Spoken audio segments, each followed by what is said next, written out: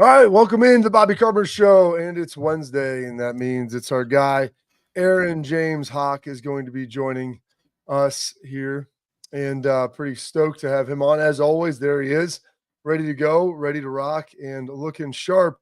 We've got a little bye week here in the NFL and everything. Today, you're going to learn. What type of big – what are we doing over there? Yeah.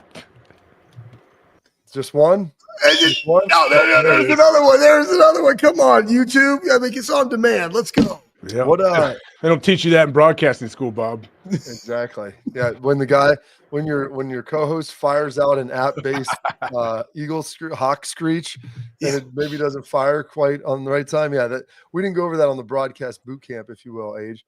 I missed that one. Yeah, of course you did. What do we got planned up for this weekend without any NFL, no NFL, no college football? Yeah, it's going to be weird this week in between. I guess the Pro Bowl games are going on. I think Thursday they start doing, weird dodgeball and whatever things they have going on now to try to replace the actual game. But yeah, obviously a heavy focus on kids sports this weekend. I think we have, and can't wait till the Super Bowl though, man. I think a lot of people are mad, I guess, with the Chiefs-Eagles matchup. People don't want to see the Chiefs win anymore, and they're like bored with another matchup like we had a couple years ago. So I don't know. I'm pretty excited about the game for real. I think it's going to be a good one to watch. I think it's tough to not be impressed with what Patrick Mahomes has been able to do over and over again. Were you surprised in that one with especially like Philly and Washington and just that score of that game? Oh yeah. I think first off, Washington's awesome. I love Dan Quinn and what they're doing. Jaden Daniels has had an unbelievable year. See what CJ Stroud did and now Jaden Daniels did as rookies. It almost changes the standard on what we expect out of these rookie quarterbacks. And it's like, how are guys supposed to be able to come in and play like that right away? It freaks me out when you can do that. But I think what's cool about this Eagles game, Saquon's brought the running back position back into good graces, even though Derrick Henry I know has been doing it forever. But what Saquon has done this year has been awesome. I think everybody obviously would love to have a guy like him. There's only one, but that dude is fun to watch run the ball. It seems like he's always going to get his yards. He's always going to break a couple too. I mean, did you ever have anybody, Age, when you were playing, hop over your head like a little kid? Man, no, I never did. I don't know. What are you supposed to do? I mean, outside of anything. normal night routine where dudes just hopping on dudes and everything. Yeah, never in a game. Never in a game. I guess the only thing you could do is bowl your neck and just shoot your head right up through his Johnson, and that's all you can do, right? That's the only chance. And you're still probably going to break your neck, get concussed, and he's going to bounce off and go run for a touchdown. Yeah, just checking his oil, if you will. Hey, so things have been happening. Jim Knowles leaves Ohio State. Obviously, we had some stuff where at Ohio State you went from Mark D'Antonio, and then you had Mel Tuck, and Bob does a good Mel Tuck impersonation along with Lou Holtz, but in Snides for a year. And then you had Coach Haycock, and then you go to the league, and I'm sure there was transition there. How did dealing with that as a player, what do you think these guys are going to have to deal with moving forward in this 2025 season after coming off a season where, honestly, statistically, it could have been the greatest Ohio State defense of all time? Yeah, I mean, it's obviously tough to replace a coordinator that has had everything's dialed in so nice and everyone seems to be bought into what you're doing. But, especially defense, defense is almost like a mindset. It's a culture that I think you get inside a program, and it carries on with generations. I know when we got to Ohio State, thinking of the great defenses that came before us and thinking of all the great DBs that have always been there and the D-line, I just can remember so many players and so many team defenses, Silver Bullets. I think that lives on no matter who the coordinator is, no matter who's lined them up, doing whatever it is. And as long as the players keep that style of play, it doesn't matter what you put them in. They're going to be fine. And that's the thing too, balancing, Age, players versus coach. I mean, they had 8 seniors out there, dudes who played a ton of football. I mean, you can run just about any scheme if you have a really good D-line, good secondary play, and linebackers that can get to the ball. And so, I always say is it the X's and O's or the Jimmies and Joes? I'd rather have Jimmies and Joes, and then we can kind of figure out the X's and O's. But there is something, AJ, to this, the continuity of scheme. It allows those Jimmies and Joes, if you will, to play faster. And so I know that you transitioned some schemes while you were playing, with Bob Sanders early on in your career. I know you were thinking about other transitions. I saw you start smiling there because thinking about some of the stuff you've been looking into lately. All the cosmetic stuff. You got the beautiful teeth now. You got so many great things. Those teeth are so nice. Like on my screen, you're tiny, but I can still see your pearly whites. Oh, man. there we It go. looks so Good. good. With that nice firm hairline right across the top. Talk Solid. Dr. Neil Patel for my teeth. Yeah, he's doing great work, Shoiks. He can fix anything. Age. I always thought you had the prettiest mouth around, so you didn't need to do that to make me Sure, you got a pretty to mouth. make me love you. Schlegs was on board too. We always loved you. We always loved your mouth. I mean, listen, you're the only guy I know who played without a mouthpiece for the entirety of their career. Don't know how you made it through without getting fined or anything like that. And there's no fines. They can't fine you for not having a mouthpiece. I'm sorry. I know there's actually a big sponsor of the show, right? But yeah. I don't even like. I tried to sleep with a mouthpiece in because before I got my teeth done. I was how my mouth said I was grinding my teeth away. Or a mouthpiece, an actual mouthpiece, and I despise it. Like I hate it. I don't know how you speak on the field, even when they give you the nice custom fitted molded mouthpiece. Like, no, man, I don't want anything to do. You've never used Export, but by the way, you're the reason why. Like all AJ's teeth were the same length because of years of just like getting them smashed down and chewing gum. Like the thin piece of gum on the back one side of the molars. I don't know if it was getting it done for you, but as I digress there, like looking at changing scheme, like how long did it take you? You went from like Bob Sanders, you're playing that 4-3 match quarters, and then you go to oh gosh, who was after that? Dom Capers, 3-4, yeah, Cambridge, Ohio. You go to that, which is a 3-4 more hybrid. Like getting comfortable and being able to play in that. Knowles always said it took 3 years, and so this was the third year, and you saw guys playing fast, physical. They knew what to do. How long does it take, a guy to be able to do that? And that was you in the NFL, not even in college. Yeah, that's a good question. I mean, it does. It definitely takes time because even if you're in the same scheme, like especially in the NFL, you come in the spring and you install the whole defense, and then you do it again when you come back for camp, and then you're doing game like every single week. You're doing your game plan where you're going over what's in for that week. So you're always like you're continuing to learn the playbook as you go. But I mean, yeah, it definitely does take some time because, like you said, how do you get guys to be comfortable and confident in their job, and they're not worried about like, hey, what do I do? You know what everyone else around you is doing. That's what takes time. I think that's just that takes reps too, because so much of what you do depends on, like, if you're a linebacker, if this D lineman in front of me is supposed to go, he's lined up in the B gap, he's supposed to get to the A gap. Like, I got to trust that he's going to do that. And sometimes, you got to play off each other and different things happen. I think when you don't know the scheme as well, and you're not exactly sure what everyone in front and behind you is doing, it can take some time to where you start thinking and you give up a couple like explosive plays, things like that happen when you're not exactly sure what to do. But that's the good thing. Like coaches now, though, they understand you might not have 2 or 3 years to get everybody to completely understand this. Like, you got to make it simple and fun and find a way for these guys to play fast because you have the athletes. Like that's what you want. You have what matters. You have what you can't coach, like the dudes that can run and hit. Yeah, simple and fun. I like how you threw fun in there. I did. Because winning is fun. So let's give everybody listening a little preview, because you've had multiple opportunities where you could run it back. So, and this probably goes to you as well, Bob. Win a national championship in 2002. Get a lot of guys back for 2003. What do you have to do? And to AJ, to you win a Super Bowl, and then you want to try to run it back, and that's why you're probably so impressed with what the Chiefs have been able to do, go for a three-peat, be the only team that can do that. What does the guys have to do now, especially having lost all of this senior leadership? Because Sonny's kind of coming back, Caleb's there.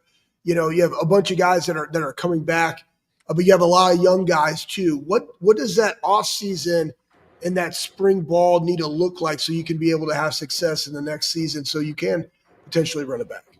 I mean, I think it has to be competitive. Like, every position battle is competitive. Every rep that you go ones-on-ones, whatever those ones might be, whatever rep you're taking, like, everything has to be super competitive, I think, because that's the only way to get better. And that's the only way, truly, I think, when your team is playing best, when you're not really comfortable. And sometimes, obviously, winning, people will get comfortable, coaches, players, like, it trickles down. It's really hard to have, like, you mentioned the Chiefs, the consistent success that they have had is just, it's so tough to do because there's so many moving parts when it comes to football.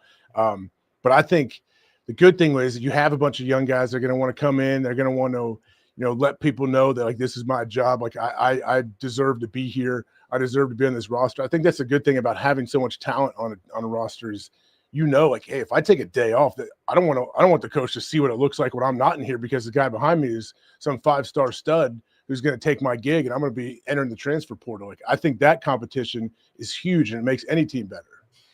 Is there any worry with the young guys? Like, they're just, not everybody's just hyper motivated and competitive like you, Age. Just wants to win at everything, whether it's tiddlywinks or, serving the best hot dogs at halftime like Chris Spielman used to do back in the day. You can do it all. A lot of these young guys now, the mid-year guys, Age, they showed up. You saw them on the sideline, just like, hey, you come to the game, they give you your jersey, you're swinging towels, you're hanging out, you're getting first in line to get the championship hats. Like, it was a joke, but I heard even one of the guys, like, they're doing the ring sizing afterwards, and one of the dudes just hopped in line at the EQ window, and they're like, what are you doing? He didn't know, in his fairness, but he'd just been following the line, like, hey, we get more stuff, like, let's go, that you're just kind of part of the winning, and then the winning just happens. Yeah, it is kind of weird, but I think, at least I know, if I put myself in those guys' shoes, I think that would motivate me more. Like, hey, that's what we do here. That's the standard. Like, they win the national championship. If our recruiting class doesn't win a national championship, then that's definitely a failure on our part. So yeah, hopefully it motivates guys, but it's definitely good though to be around like the culture of a team that wins and knows how to win. And we saw that down that playoff stretch. I think that rubs off on everybody, and that trickles through the whole roster. So rub off. Hopefully those young guys, it rubs off on them, Bob, and it rubs off on them good. Yeah, Bob, you're one that we already know, right? AJ, Bob's probably the greatest fluffer and rubber of all time, no question. Beside the Mason-Dixon line. He's so good at that. What was Pat's line? Tickle your beanbag or something? Oh, Coach Sirianni, the tie as Coach Sirianni told him to tongue his beanbag. Tongue his beanbag. Yeah. He told the critics to do that. Yeah. Who doesn't like that? I mean, hey, go Eagles, right? So let's talk this. So you're looking at now potentially a new defensive coordinator hire, but I want to look at the landscape of what made Ryan Day successful this season. And I believe a lot of it was the fact that he gives a lot of autonomy to people, meaning go do your job at an elite level, right? Bill Belichick, go do your job. So now you have Chip Kelly, somebody he trusts, right? Run the offense. You had Jim Knowles, run the defense. That way he allows him to be able to do all of the other things. And there's a lot of things that go on now in college football that weren't there a year ago. And he has to deal with that. And that made him very successful. How critical is this hire as a DC for Ryan? Because he's more of an offensive-minded guy. And second, do you feel like they got to go outside the building, or it's better to take a first crack at the ones that are in the building? As far as the second part of that, as far as what do you look outside or do you hire from within? I'd have to be in there every single day on that staff to know exactly what you want to be the hire. No, yes. I don't think, dude. I don't think I'm qualified for that. I don't think I have the. We can figure it out though. We just figure it out. Whiteboard. I'll give it to James. James should be a real candidate, but I don't know. As far as is it a big hire? Yeah, Schlegs. I'd say it's a big time hire, like you said, because of the autonomy he gives his coaches. So he knows this is going to be someone it's got to be someone that's pretty confident in what they're doing too. That they know, hey, I don't want somebody micromanaging me, and I don't need to go to him every 3 seconds and ask him questions. Yeah, I was going to ask too, because you've probably seen it, in coordinators being able to work within their staff, but also be able to plant the flag and this is how we're going to do it, and everybody's on board. You think that's easier for an older guy or for a younger guy? Or do you think it's just something that's in them and that's what you're looking for as a talent to be good? I think it's something that's I don't think the age would matter. Maybe an older person that has the resume, it's a little bit easier at first because people instantly give them that respect. But I think it's whoever they are. Someone people that are leaders, people that know, that have a presence about them. I think you need that. I think head coaches need to have a presence about them. I think especially coordinators do as well. And but you're right. There's a lot of different moving parts. There's a lot of things to where we might install something and hey, a couple of the D linemen don't like how you have them running this slant. They feel like they don't like it, but the D line coach can't sit there and say, "Oh, you're right. You guys are completely right." But what? Just come on, try to appease the coach. Let's run it this way. Let's run it this way. That's not going to work. everybody needs to be on board and say, hey, whether you agree or not, we might not agree on everything that we do, but we're going to go 1,000 miles an hour, whatever we do. And we're going to do, coach is always going to have our best interest and what's best for the team at heart. You have to somehow, you can't just say that though. You have to show that and prove it to them. And you got to earn that respect, I think, over time. So I know I saw you out at Upper Arlington High School. You had the boys, Axe and Ved, just in their singlets, just tearing into other dudes, getting after it, that one-on-one intense wrestling competition. But before that, at noon over at the Shoe, they had the celebration. Did you get a chance to catch any of that age of what was going on with the celebration at the Shoe? I did, and I saw Coach Day on there with Jimmy Fallon as well. Nice. That's pretty solid, and he did a great job. You knew that you knew he'd do a fantastic job. I'm glad you got a chance. Is any words, anything that you thought was particularly special about that before we let you go? I tell you, I thought it was cool. First off, how many people showed up. It was pretty chilly out there. I didn't know how many people were going to be there. I saw it was like, 45,000 or something. Other than that, no, Bob, is there something I should have caught my attention that I missed? Because I saw a lot of good clips from there. Yeah, I didn't know if you enjoyed, like any of the captain's speeches or anything. Like, I don't know. I like Jack had a little joke, coming back again for another year. It's always good to start out with a little joke, get the crowd on your side. What if Ryan would have said he's going to Penn State too? Would that have been a funny joke? That would have been a weird react. Can you imagine if he would have just tried to make a joke or something and hear how people would react? Yeah, maybe we should talk to Pat. We can get him on Raw, and he can put like the Nittany Lion head on and everything, like kind of Corto-esque. Really lean into it. I'm sure people would really appreciate that around here. Oh yeah, absolutely. They would. Well, hey, there is worry that he could be getting out of here, but we're going to let you get out of here so you can go get some. Have a great show, buddy. Appreciate it, sir. Go have a great show, Age. Fantastic jobs, and thanks for joining us on Wednesday. All right, see you guys. There he is, the one, the only, the official AJ Hawk. I want to tell you about our friends over at Export. AJ might be laughing about his teeth looking clean and not being able to wear mouth guards. AJ likes firing that hawk off. But parents, athletes out there, protect what matters most with Export mouth guards. Trusted by professional athletes, designed by NHL team dentists. Export mouth guards are scientifically tested to absorb those high-impact hits, protecting both your brain, which is critical, and your teeth, so you don't up like AJ. You have all flat teeth. Look at Tiki Barber. He's looking beautiful out there. Export mouth guards feature 3 layers of advanced protection, including patented use of carbon fiber. They custom 3D print that bad boy right to your own grill for more protection, better performance, max comfort. And this is what AJ said, clear communication. So it's like, oh, I'm gagging me because you haven't tried Export, AJ. That's why. Don't take chances with your safety. Visit exportguards.com/Bobby. Save 15% on your order. Export, protect what matters most. Ryan Day. People wonder if he's going to the NFL. He shot those rumors up or down. Find out next on the Bobby Carpenter Show.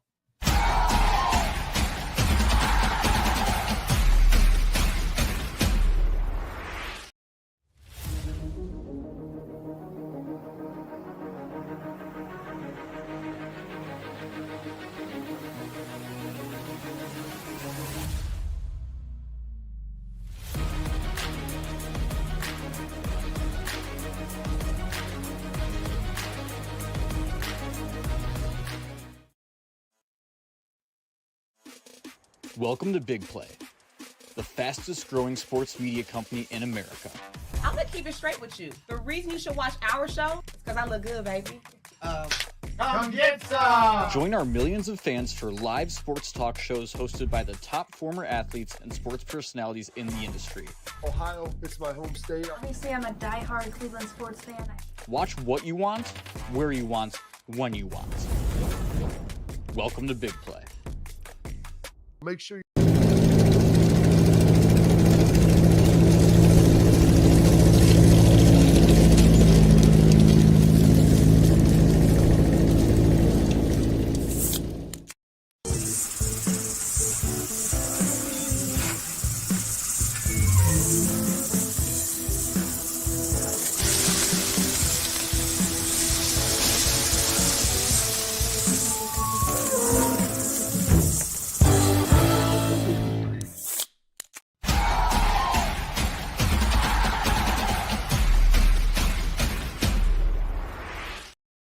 All right, Circle Valley, welcome back in the Bobby Carpenter Show. And we just had our guy, Age, you're going black hat now, Schlegs? Like you But ready to? Steely Matt, 79 Steely Matt said, hey, Schlegs, where is the cowboy hat? So guess what?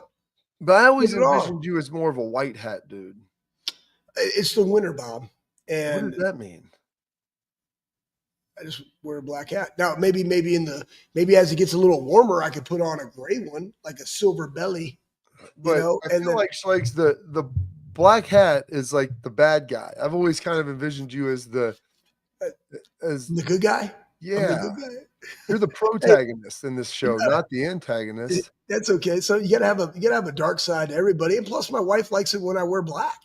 So It is slimming. just keep it sexy. You cut down your love handles and bring your jawline in a little more. I don't know. Maybe it makes my jawline thinner by wearing the black hat. I don't know. I mean, Hey, my boy Hester has one of those little jaw deals. I don't know if you've ever seen them online, the infomercials that you like kind of bite and it like locks in your jaw. It gives you the Tom Brady jawline. So maybe we'll get you that. I just actually went to, this is something I was going to say on the previous segment with AJ, but I just went to the Ohio Sleep Institute and they did the scanning of my thing because I snore. I don't necessarily have sleep apnea, but it's kind of close. Your neck is so big it collapsed. That's why. Well, it's not just that, but it's you guys see me like my jaw like naturally is here. It slides back. It needs to be over here, and it just like. And I like to sleep on my back. That's why I don't have a lot of wrinkles on my face because I'm a back sleeper, and my jaw just goes back. Yeah, that's right. It's a fact, dude. People that sleep on their face, wrinkles. People that sleep on their back, no wrinkles. So it's like the wrinkles I got are from like stress and not eating and just working my face off. But anyways, my jaw will just go back. Oh, side nugget. Listen, my wife showed me this thing. It's from aloe. Aloe is like ALO. I don't know what it is, but it's like this magnesium. ALOE? No, there's ALO. It's I don't know. Chicks go in there and buy like sports bras and stuff, right? Oh, it's a store. Yeah, it's a store. They got one in Jacksonville, but they had this magnesium spray to like relax you and sleep. Court is that what she sprays on her pillow? Court's got something like that, I think. Seth told me you spray 3 pumps on your stomach. I kid you not, though. You usually just spray on. Of course, I knew that was coming. Yes, I did. Yes. First episode of Landman. But anyways, listen, I just do that. I've been sleeping like a rock. I mean, like now, granted, it could be that I'm just gassed. Finally, the gas has run out. But I kid you not, man. Go look that up.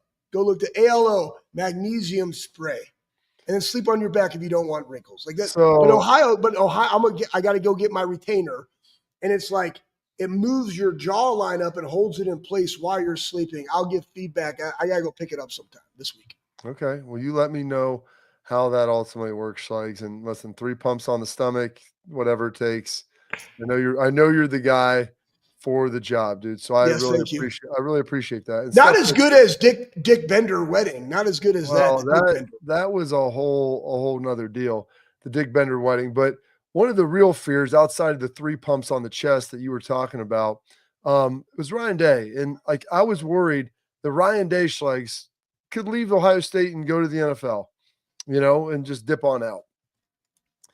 And I was wondering if anyone was actually going to ask him that question. Just throw it out there. Would he leave at this point, or anything? If we're going to throw that up, Ryan, and because he addressed this and put it up there about, hey, would he be leaving? And this was where was this clip from? Was this from what I don't know. I'm just listening to the group chat. I love you guys. If we could throw this up here, it's the first one. Throw that up on about his ability. Do we not have access to the doc? What's going on here? I did. I sent it to Ryan. Ryan at Big Play. Okay. Well, can we throw that up there then? Because I want to be able to see. He sat down with Chuck and Charles Barkley, that is, and Ernie Johnson, and was talking about this, like I guess on their little show, and it was pretty great. I don't have access. You don't need to edit the doc. You just got to click on the links for Buckeyes. But it was interesting because Ryan came out and answered this question, Schlegs, and he answered it in a way that I think is the most assuring way possible. Because, when people are like, well, I've never really thought about the NFL. It's like, well, if you think about it, then what would change your mind? Or I'm happy where I am. Okay, well, maybe one day you won't be happy where you are. And so Ryan, as soon as we get this up here, we can hear it straight from the horse's mouth. That nice dark beard that he's rocking. It's about as black as your hat, Schlegs. And the ability to kind of throw that up there. Just read it. Just read it, Bob. Just read it. No, I don't want to read it because I want to listen to Ryan say it because it's more impactful. It's not like him reading it; it's him actually saying it. So that's the best part. I don't know what's going on. I come onto the show right at the beginning, right at the start time. I had a meeting. I rushed back here to get on. Look at it right there. Here we go. Let's listen to Ryan talk. And it's a great league. But right now, the impact that we can make on young people is to me more impactful in college. And that's just kind of, why I got into this game was to do that. And that's what I want to do. And, there's, Woody Hayes is, the last one to win multiple national championships at Ohio State. And that's something that, I've now kind of set for myself is to be, the next head coach to win multiple national championships at Ohio State. And, there's still a lot more to be done. And I also feel like this position can make a lot of impact throughout the country and throughout the state of Ohio. And I want to continue to do that with my family through different, charities. And I think, every year I've learned more and more what that is. And at some point in there, he said, I'll stay for as long as they'll have me. And that, I think, Schlegs, is the most impactful thing he could have said. We're a little bit long for a break. We're going to put a pin in that. We'll discuss that more coming up next.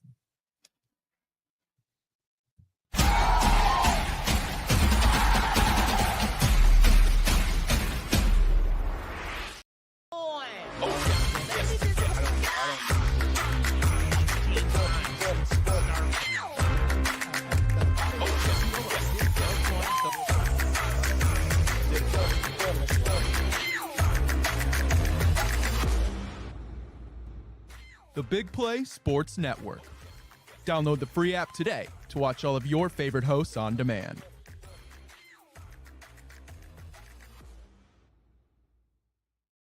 I'm Garage Beer, and this is Bobby Carpenter. Garage Beer. Beer-flavored beer. Beef with an F? Okay, my bad. It's crisp and cool, and it doesn't taste like... I'm Bobby Carpenter. I drink in garages because my wife says I don't belong inside. If you like a cold breeze on your bag, drink Garage Beer. It's American, and so can you. Garage Beer. Beer-flavored beer.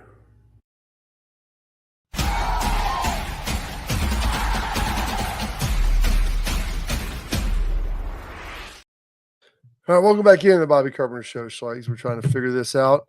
You got grant access, Schlegs, so some of that's on you. But when you hear Ryan say all that, first of all, what are you laughing about? I love you. Hey, man, I don't know. I just share documents. I mean, the fact on the Google Doc thing, when you go and share and I make somebody an editor, I shouldn't have to grant access because I already gave you access. Okay. That's a Google thing. That's a Google thing. I'm not going to pass the buck. What about Ryan? What really spoke to you on that? Because there's a couple of things that got me. So there's a couple of things. Number one, pointing this out, Urban won one national title. Truss won one. And Truss played for two more at Ohio State. Urban played, he probably could have won one in 12. They went back in 16. In 15, he probably had the best team that he'd ever had. He had other opportunities to get in there. And when Urban got to Ohio State, like one of the conversations that I was having on my local radio show at the time is not if he would win a title, but how many titles would we deem it to be a success? And so obviously that was huge expectations. That was really big time for Ryan Day to see for Urban to see what he would be able to accomplish. Ryan got here and everybody just kind of assumed he'd be able to win one. And it took him 6 years, and he had played for one before, made the CFP 4 times, and finally kicked the door in the 12 team and got it done in a big way. But no other coach outside of Woody Hayes has won multiple national titles. Paul Brown won one. I believe Woody won 5. Truss won 1. Urban won 1. And now you have Ryan Day ultimately winning 1 as well. And him saying he wants to win more and win probably the first guy since Woody, or the only other guy outside of Woody to win 2 or more, would be tremendous. And then the fact that he's like, I'm going to stay here as long as you'll have me. There's a lot of work to be done in Ohio and he started talking about him and Nina and being involved in charities. Like, that's when you know coaches are planted, when they're involved in the community like that, and they bring up their families and all of those different things. And that made me, that was like a reassuring feeling and thought to me, knowing that, hey, this guy's going to have opportunities. He's going to have options, but I don't think he's looking to go to the NFL. Yeah, I completely agree with everything that you just said, Bob. And I also go back and you look at where his kids are now. So you have a high school, couple of young daughters, right, moving up. There's something to be said for in the coaching profession of consistency with raising your kids and not bouncing around, moving around, because every situation is different and not every opportunity is going to be what you think it's going to be. AKA, I went to Jacksonville, got fired after a year. We all did, like you just don't know when you take those opportunities. So there's something to be said in that. The biggest thing and the reason why he said is that he enjoys the impact that he has at the college level for that athlete is special. And part of that is because when I went back, right, I was training my kids and my son's high school baseball team, and the impact of that. It's just different before they get to that next level when they're on their own or they're starting their families and the time that they're in the building versus what he alluded to. And I heard you guys, I don't know what I think it was Bo and Bishop and Friends was talking about, during the run of the playoffs, there was no school. So they were all around each other all the time. That's impactful. And I think this year's team impacted Ryan. So he saw, like, man, through this program, through this type of culture, look at the impact that the players have had on each other, players have had on coaches, coaches have had on their players. And then he also went into his impact that him and his family could have on the great state of Ohio. And that really resonated because a lot of people talk about and did talk about going through some of the trials of this season, losing to Oregon, losing to Michigan, that it's because he's not an Ohio guy. But I'm not an Ohio guy either, Bob. I'm from Texas. So, but when you have that in your head coach that understands the magnitude of the position that you have at the Ohio State University, head football coach, and the impact that it can make on the entire state, not just let alone the city, you're an Ohio guy. So I really appreciate that he said that. Some great comments coming in from the chat, Schlags. Mike said Ryan needs to win more natties than punch a Clemson player. full Woody Hayes, bud. I love it. There was a question. How similar is Day to Tressel? Are you going to go to that one? I want you, because you actually coached in the weight room and you were around. I mean, I've been around Ryan the last 6-7 years. You coached in there, Schlags. I would like to hear your opinion. As to, because you coached with Tress too, played for him, like how that looked, how Ryan and Tress maybe are similar and then maybe different as well. I think that Ryan, some of the best qualities of Tress, Bob, we've said it, is the relationship aspect. It's why you wanted to play for him. And I think that he has those qualities. No greater evidence than just literally having a conversation with your running back that's coming back in Trevion Henderson. And before you bring in somebody else, talking to him about who you are bringing in. Nobody normally does that, right? It's like, we're just going to bring guys in. That's like an NFL thing. Like, you would only do that usually in the NFL. Like, college guys, you wouldn't give them that deference. Right, because you're automatically – here's the thing. I think he has a really good read on this generation. And we've discussed this. It's a very much why, what, and when, not when, what, why. But they want to, they are adults, but they want to be also seen as adults, not just a college kid, and it's different now because they do make more money and all those things, but just being able to have that conversation and lay it out there and those guys to embrace competitive excellence of what AJ talked about, I think is critical. So I think he has a really, really good read on this generation. I also think he has a really good read with a Mark Pantoni on how they want to allocate their talent and where are they willing to pay for that talent. And they're only going to do certain things if it's for the benefit of the culture and the Ohio State University football program. And I like that. And they can really put their foot down. So similarities with Tress, the relationship, the weight room aspect. Trust wasn't big in the weight room. Ryan is. I think Trust was probably so much focused on the cultural aspect. I think Ryan has a good mesh of the two. And I think part of that is because of Mick. And again, unequivocally saying, Mick, you're the chief operating officer. You go, you know what they need, but we speak the same language. And there is no gray from the weight room coaching to the position coaching. Like that's where you have, oh man, they're so hard in the weight room. Then you got position coaches talking to the weight room. Hey man, like we got to tone it down. Like you don't tell me what to freaking tone down. How do you know the freaking weight room or what we're trying to do? But like, that's the art of coaching. And I think he gives complete autonomy to that. That's why I like his management skills. Whereas Tress was very like when he let go, he was the spoke. Old school, I had 56 spoke roasters on my Camaro when I was in high school. And I did have soldiers on the back with 212 punches, and it was teal and it was amazing. But he was the spoke, the hub with all the spokes because he was so good at the relationship, he was also very micro in the management style. And I think that Ryan is different. He's very much macro, a lot more autonomy, but you got to go do your job. And when I have to impede my, opinions and what I want done, I'm going to go do that. And I think we saw that this year. So as far as like a difference in the two, neither one is better or the other. I think they do that subtly different. All right. There's one team in the college. Did that help? That is good. That was very good. Very good, Schleiks. Now we're going to get to some valuations. And one college football program is the highest valuation in all of the college sports biz. We'll get that coming up next in headlines.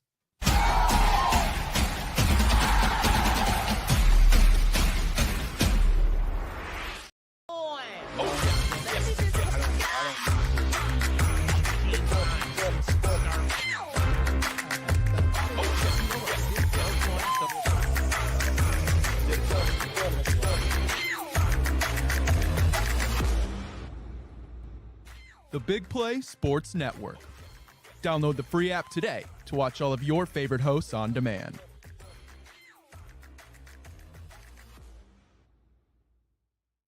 I'm Garage Beer, and this is Bobby Carpenter. Garage beer. Beer flavored beer. Beef with an F? Okay, my bad. It's crisp and cool, and it doesn't taste like... I'm Bobby Carpenter. I drink in garages because my wife says I don't belong inside. If you like a cold breeze on your bag, drink Garage Beer. It's American, and so can you. Garage Beer. Beer flavored beer. Welcome to Big Play, the fastest growing sports media company in America. I'm gonna keep it straight with you. The reason you should watch our show is because I look good, baby. Come get some! Join our millions of fans for live sports talk shows hosted by the top former athletes and sports personalities in the industry. Ohio, it's my home state. Obviously, I'm a diehard Cleveland sports fan. Watch what you want, where you want, when you want. Welcome to Big Play. Make sure you tune in. I love you, Cleveland.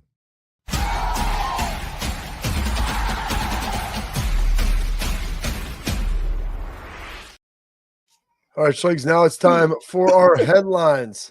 Oh, shit. I did not have a stroker in high school, Mike. Anyways, no one knows for sure. But let's take a look at the valuation of the Ohio State Buckeyes. When you take a look at it, Schleiks ranks as most valuable college athletic programs, $1.32 billion. Following behind University of Texas at Austin, 1.28. Texas A&M, 1.26. University of Michigan, 1.06 billion. And Bama coming in at $978 million. Now, Schleiks, I mean, they did that. It was a pretty scientific, like in financial method, of trying to figure out like off cash flows and what that would look like. Now, part of the problem is, and we'll get into this a little bit as the week progresses, Ohio State, I believe, in like a $30 million, $27 million, $38 million deficit last year. Well, but you got to pay it somehow, Schleiks. So you can't just keep charging it to winning. You win a lot, but you'll be in a lot of debt. So that's no surprise. Everybody knows that the Ohio State brings in more money than anyone else. They just have a lot of mouths to feed, and with 36 varsity sports, it can be tough at times. But also this, Schleiks, when Ryan threw this out here, I thought he did a great job talking about the best damn team is in Columbus, Ohio. And you get a chance for sound bites when you win games. And this, I believe, was from the national championship celebration. And he said, you better know that the best damn team in the land resides right here in Columbus. The national championship trophy is back where it belongs in the great state of Ohio. And for a guy like Schlegel, like you said, who, you know what? Let's listen to it. Let's listen to him say it.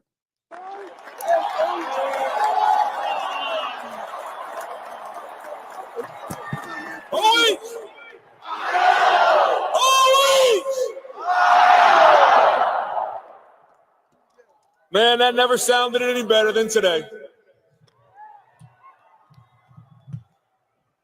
And no matter where you are over the next year across the globe, when you hear someone say, OH, you say, and you better know that the best damn team in the land resides right here in Columbus, and the national championship trophy is back where it belongs in the great state of Ohio. Beautiful. Great job. Give it to me, Schlegs. No, you couldn't have said it any better. And that's what it means, right? Like, he's proud to be in Ohio. He's proud to represent the Ohio State University. I think that they selectively go and find young athletes that understand what it is to be a Buckeye, regardless of where you come from, because it doesn't mean you don't recruit the state, but like when you bring those guys in, Lathan Ransom is from Arizona, guys, and he has everything that you want to be a Buckeye. Cody Simon from Jersey. He has everything that you think of when you think of Ohio State. So it doesn't necessarily matter where you're from, but it's about where you do it. And they're doing it right here in the great state of Ohio, and somebody that we can all look up to. So we got Tailgate Talk coming up next, brought to you by Real Truck. We'll get to your comments and questions. And then there's also one other guy who you mentioned, Schlegs, maybe not be from the state of Ohio. He was getting pulled in the NIL portal, but he said he's where he needs to be. We got that coming up next.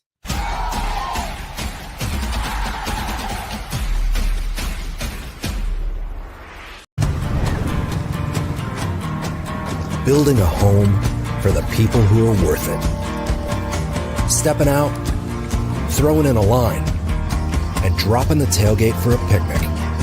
And finding far-off campsites with the people you're closest to. Upgrade your truck, Jeep, or Bronco with over 1 million parts and accessories. And bring your truck to life. Real Truck.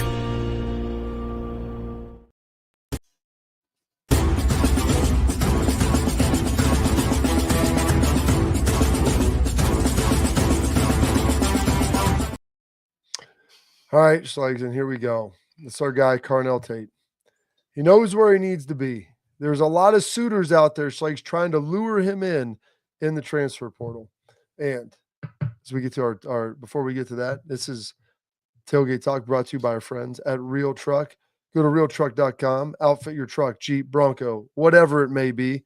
Throw a winch on it. Throw a new bumper on there. Get a bed cover for your truck. Get a new top for your Jeep. They've got all the fixings. They've got coolers. They've got seat covers. I keep telling you, inside, outside, it's all there, and it's all ready to go. So go to realtruck.com and to bring your truck to life like Schlegs and I did. Also, you spend $100, you're getting free shipping, and it's easy to spend it there because, my goodness, everything is so great. You're going to buy a ton of stuff. All right. Carnell Tate. When I read this, Schlegs, all I could think about is Top Gun Maverick. And as he's sitting there looking out over the ocean, Schlegs, sitting there with his, what does he drive? F-18 and what? F-250, F-150. He's got the F-18. That's what he's flying, Schlegs. And as we throw this up here with him, talking about Jeremiah Smith, talking about Carnell Tate. He said, I'm right where I belong. They, meaning Jeremiah Smith and Emeka Ibuka, get all the public attention. But it takes 3 receivers to win the game. The ball might not come my way, but I'm still doing my job on the field, whether it's getting the ball or just blocking. And when you have a guy like him who is certifiable, if he was on any team with a decent quarterback, Schlegs, it's 80, 1,200, and 10 TDs. And that's what he is. He's a first-round draft pick NFL receiver, and he was the 3rd option this year. And for him to come back, they took care of him NIL, but there was a lot of teams said, hey, we're going to give you more opportunity. They're going to give him more opportunity, but he's still going to be right there with JJ. But I think he views that as a positive. Yeah, he views that as a positive. I actually got something else for you guys. Let me see if I can put this on there. Nuggets. I'll put it in the chat deal. Boom. Maybe that will work. But here's the thing. We talked about this. If you go into the portal and you go somewhere to make more money, nobody's guaranteeing that you're going to have that contract in the second year. And then now you're just a vagabond, hired gun for, hey, I'm going to go here. New strength coach, new offensive coordinator, new position coach, new team, new place to live, all of those things. Boom. They don't give me that money. Well, we already got you here. Like, why do we got to pay you? You're only as valuable as your second best option. Oh, now I'm going to go to this place, right? As opposed to being here. And then I like what Chris Henry Jr. put up. And they were like talking about him, and people were talking about Michigan trying to flip this guy. And he literally just threw up a picture of Brian Hartline with a cigar, like looking like this, you know? Oh, yeah. And I'm like, that's the why, guys. Like, it goes back to what we were talking about with Trussell and Ryan Day. It's the relationships that they have with their position coach. And what it means to be a Buckeye that's worth more than a couple $100,000. You don't have to say that same thing has to hold true to a coordinator that goes somewhere else at Penn State to a rival for, a couple $100,000 more over the time of a contract, a lot of money. But for these guys, it matters. And I think the self-introspection and identity of Carnell Tate himself as a player, this is really like kind of eye-opening for his age to be able to say that, I know what it takes to have a great team. The natty was really important. I still have to go do my job and block on the perimeter and run routes that open up a Mecca and run routes that open up, JJ or a Brandon Ennis or a G. Scott that had a really good season. I got to go do those things. It takes all 11. I'm a big piece of that 11. And so just because I don't have the reception doesn't mean I'm not necessarily doing my job at an elite level. That's a lot of maturity for a very young player that I feel is going to be very, very good down the road at Ohio State and in the NFL. Absolutely. And so I got a question coming in from the chat. Shug's had a couple comments. Be sure to leave your comments, questions, whatever it is, like, subscribe, follow. We appreciate all of it. From what was Daito? We'll go with Daito. Says Schlegs, Josh Perry said on the Juice that 3.1 is insane for a defensive coordinator. If Hartline is due for a contract and other places are knocking at the door, would you just give him a blank check? I see that. Like, I don't know about a blank check, but that's the problem. Like, when you spend all that money on your DC, you can't necessarily allocate it to other positions. A Matt Guerrero who's coaching really well, James Laurinaitis, a Brian Hartline, who all he does is bring J.J. Smith. You got Chris Henry Jr. who's saying, hey, I want to go there. Why? Because Emeka Egbuka they're saying he's the best slot receiver in the draft. He's the best slot receiver since Jackson Smith and Jigba. So, like, when you're comparing to the guy that you were basically replacing and you're the next best dude in the NFL, people love that, man. Yeah. They absolutely love it. And as much as, like, those guys make a lot of money in NIL, but you make even more money as a first-round draft pick being developed, playing 10 years in the league and making $100 million. That's where you get it. And so, yeah, while NIL is important, you don't necessarily have to win on NIL. You need to be close. And then, listen, we'll give you this carrot ultimately at the end of the rainbow, which is going to be tremendous. So, Buckeyes, Hartline's got it figured out. Great question coming in there. We'll keep those coming here, Schlegs. We're long for a break. Coming up, we're going to wrap up the show with Schlegs' parting thoughts.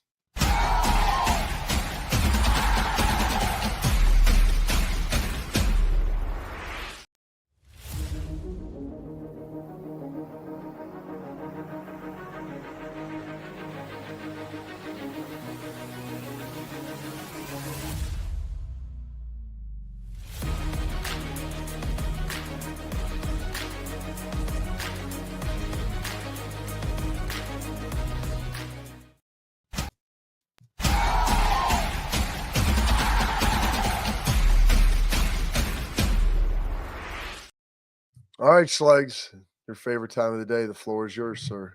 Yeah, floor is mine. Thank you, Bob. I put it in there in the chat about Sonny Styles. I'm going to read it while Ryan throws it up there. This is a dream season here in Columbus. My teammates, coaches, training staff accomplished exactly what we said we would. It's an honor to play for the Ohio State. I'm not done yet. I'm here to stay. Let's run it back. I actually popped in there yesterday just to say what's up to the boys. And he was in there already training, and we'll get more in the weeds of what that looks like. But this is the why. He's the guy that knew he needed to develop. Like, this is why I think NIL is good. You can bridge that gap. I don't just have to go. He only played linebacker for one season. He knows that he needs one more year to be ready, but it's not just one more year to be physically ready as a linebacker, because let's face it, man, Sonny Styles has all the tools that you want to be a great linebacker in the NFL. But there's also, we forget the maturity aspect of now what it means to be a leader of the team, right? Because that was the Cody. You got to go out there, do your job. And again, he learned 3 positions at the beginning of the season. So he's not only going to progress, and James is going to have him ready to take that next step, to take his linebacker play to another level, but it'll also be that those leadership qualities in the offseason, learning his voice of what that sounds like to be a leader and hold others accountable. And like, hey, you didn't go +2 on the line. Get your ass back to the next one. Like, those are the things that you have to practice. Leadership takes practice. That's like we talk about. Toughness is trained. Effort is trained. Competitive excellence is trained. Leadership qualities needs to be trained. That's what he's going to get by running it back this year. Excited for his growth and development. Well, that's it for today's show. Stay locked in. Tomorrow, 12:30, we'll be coming back at you, talking a little bit about Caleb Downs and what he thinks of the coaches and Schleg's favorite hole, the glory hole, him and Jerry Jones. See you tomorrow at 12:30.